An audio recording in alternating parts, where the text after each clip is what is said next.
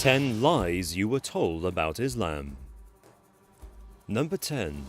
Muslims hate the West.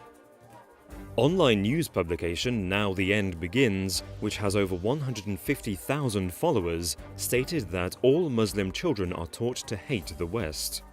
However, an extensive survey conducted by the Institute of Social Policy and Understanding contradicts this theory. The study involved asking 50,000 Muslims across 35 countries, "What do you admire most about the West?" Research found that this idea of widespread negative opinion toward the Western world is completely false, and only 2% of Muslims in Iran and 6% in Saudi Arabia said they admired nothing. Number 9. Terrorist training camps. Martin Moyer, founder of the Anti-Islam Christian Action Network, claimed that secret camps exist across America, training Muslims for terrorist activity. In his book, Twilight in America, he describes the town of Islamberg in New York that supposedly holds bunkers, automatic weapons, and an airfield where Muslims can receive training. Islamberg is in fact just a tranquil town of 40 families, founded in the 1980s by African American Muslims escaping racism from New York City. Moyer's claims were quashed by the New York State Police, who explained that the state police were invited to their lands. "I don't know any other place where, if something nefarious was occurring, they would willingly invite law enforcement officers to come and have lunch." Number 8. No-Go Zones. In January 2015, Katie McFarland, the national security analyst for Fox News, exposed the existence of 750 no-go zones across France. She revealed that the areas prohibit non-Muslims from entering and operate under strict Sharia law, where ambulances have access only by police escort. McFarland's statements were pure speculation, as these supposed no-go zone areas were simply towns that French authorities prioritized for urban renewal and state aid. Subsequently, the Paris City Council approved a lawsuit to sue Fox News for reporting such nonsense. Number 7. Islamic terrorist world domination. During his presidential campaign, Jeb Bush stated that the biggest threat today is Islamic terrorism. However, research conducted by the University of North Carolina found that out of the 190,000 Americans murdered since 9/11, only 37 deaths were linked to Islamic extremists.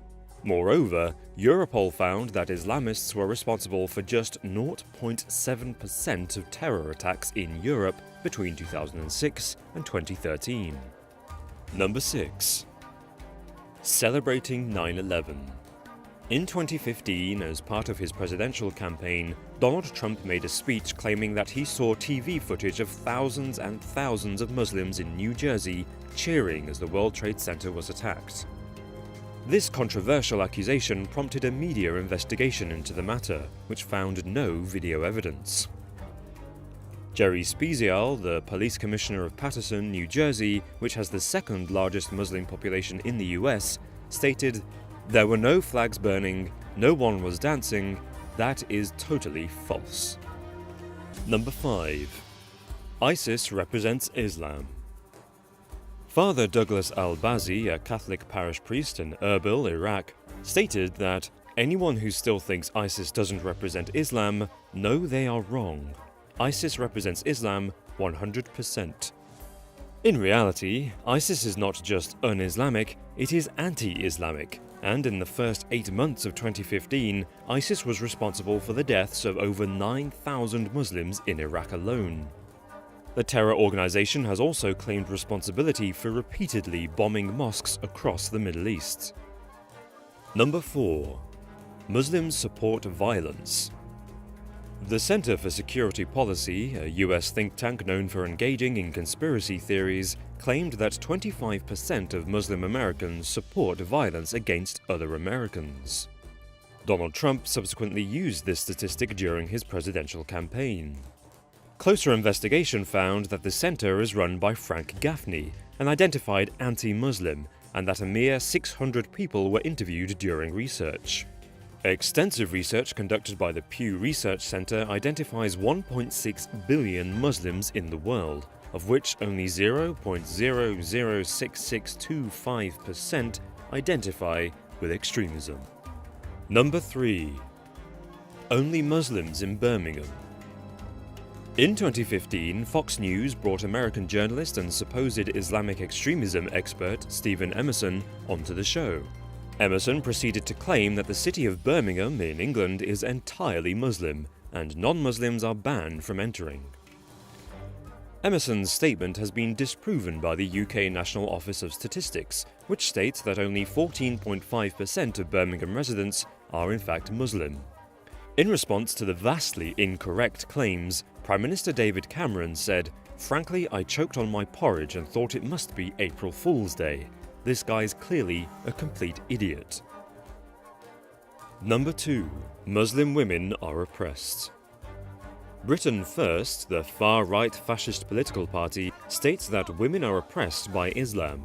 Muslim women are expected to cover their entire bodies with a niqab or burqa. In fact, the Quran merely states that women should guard their modesty and does not order any particular dress. Moreover, the claim that Islam oppresses women is a sweeping generalization. In many cases, Muslim women are often highly educated, such as in Iran, where more women attend higher education than men. Number 1. Muslims must kill people of other religions. 2016 Republican presidential candidate Ben Carson took to Facebook to voice his opinion that he would not support a Muslim president. He slandered Islam further, writing, "Under Sharia law, women must be subservient and people following other religions must be killed." The Quran specifically says the opposite, stating one who kills a non-Muslim person under protection will not even smell the fragrance of paradise. And, "Whoever hurts a non-Muslim, I shall be adversary to him on the day of resurrection." Okay, so we made this video because we feel that Islam gets a very bad rep in the press, so we decided to put some truth on what's lies and what's bullshit. Yeah, if you enjoyed the video, please give it a like and let us know what you thought in the comments. Until next time, guys. See you in a bit.